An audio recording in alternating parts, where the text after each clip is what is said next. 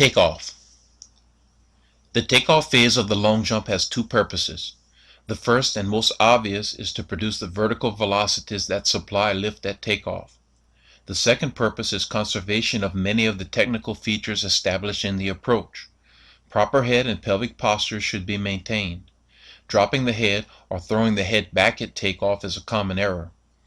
Loss of pelvic posture at takeoff is common as well and is usually evidenced by an arched back in flight. Horizontal velocity should be preserved. There is a trade-off, and creating lift does mean some velocity will be lost, but this loss must not be great.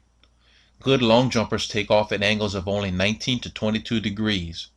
Finally, the large ranges of motion established in the run must be maintained and evident at takeoff.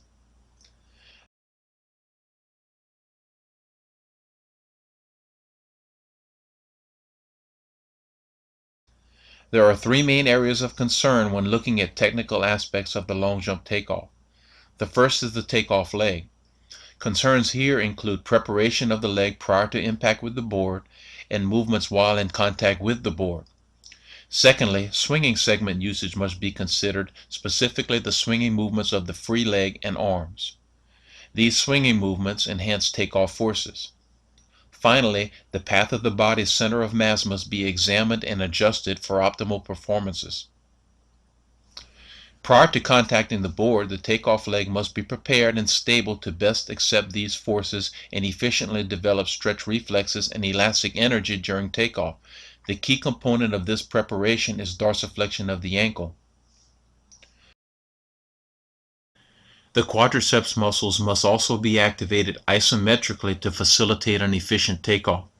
Since the quadriceps extends the knee, this requires a low recovery of the takeoff step.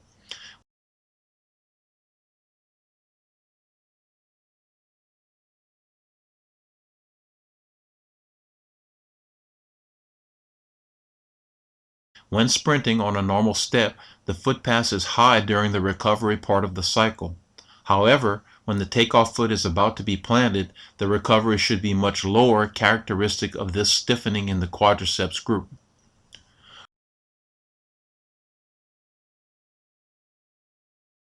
A good point to check is the point at which the knees are together. If this recovery is low enough, the shin of the jumping leg will be parallel to the ground and the foot at knee height or lower at this time. Emphasizing shuffling of the feet rather than running in certain jump drills is a good way to introduce this concept.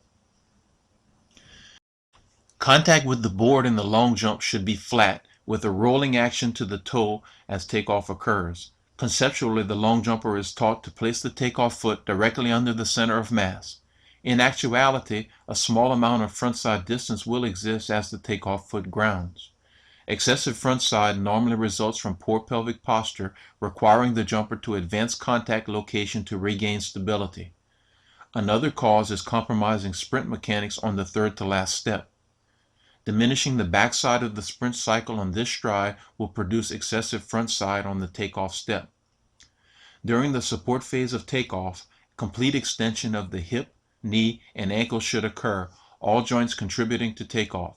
Conceptually, the jumper should feel accentuated backside mechanics during takeoff.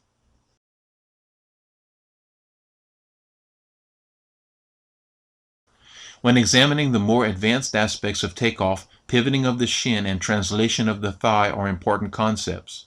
As the takeoff foot grounds, there is typically a slight backwards inclination of the shin. During the first part of this support phase, the shin rotates to a position of forward inclination, positioning itself to transmit forces generated in the hip to the ground. This rotation should be symmetrical with respect to vertical and is essential if the Achilles unit is to contribute to takeoff forces.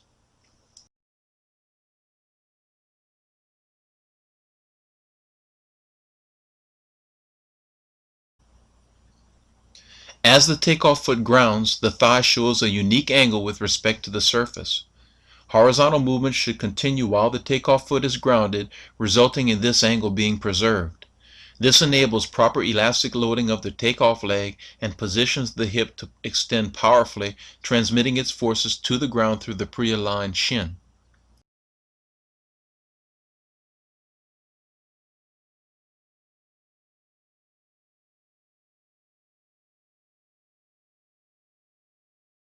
A powerful, full swing of the free leg should accompany takeoff. This should not be overcoached, and accelerating the free leg too quickly results in diminished hip extension and decreased push from the board. A full range of motion is important, but getting the thigh to a position parallel to the surface is not necessary.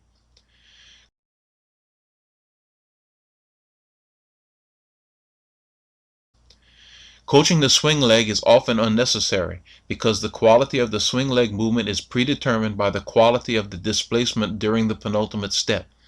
Accentuated backside mechanics on the penultimate step produce a powerful swing.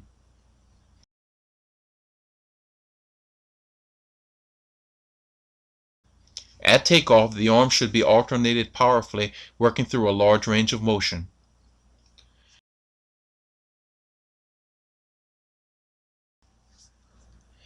Adjusting the path of the jumper's center of mass at takeoff is a critical part of coaching the event. The penultimate step should introduce a lowering of the body's center of mass. The jumper's center of mass travels in this lowered position to the board. Rising here is a common error. Once the jumper contacts the board, the rise associated with takeoff should not occur immediately.